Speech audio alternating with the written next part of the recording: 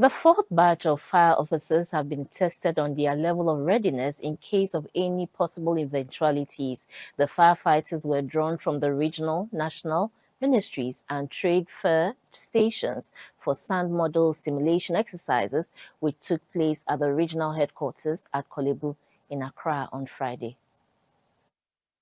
Branded as Team Echo, their scenario focused on school children who were permitted to use the Elwak Sports Stadium for their inter-colleges activities on Friday, July 7, 2023, around 14 hours, that is 2 p.m., whilst the sporting activities were ongoing. A cargo plane made a belly landing at the Kotoka International Airport and skidded across the road, crashing into a trotro bus, a saloon vehicle, and two taxi cabs, and ran into the Elwak Sports Stadium. This resulted in several injuries and deaths, including 21 children, 13 passengers in the trotro bus, a family of 4 in the saloon vehicle, and 6 deaths. Passengers, including 2 drivers who were in the taxi cabs respectively. Media reportage of the incident brought a number of parents and sympathizers to the scene. The severity of the injuries made onlookers collapse. The cabin crew of the cargo plane were trapped in the cabin.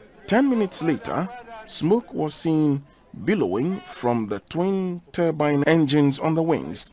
With the sand model assumed to be the incident ground, Team Echo is to play the role as fire master control to handle all deployment.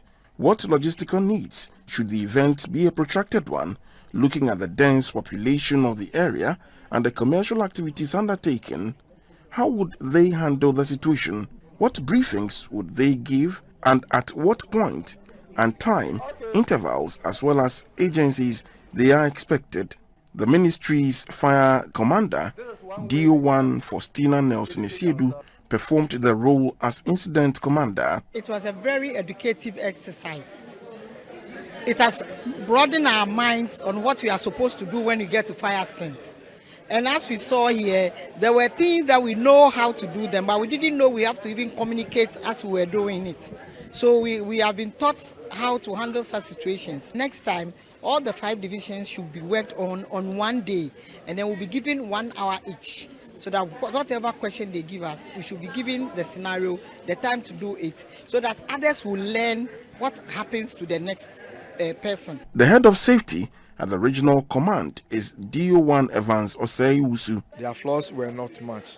It was just about positioning and just about how to handle the public. That is all that I can say about their flaws.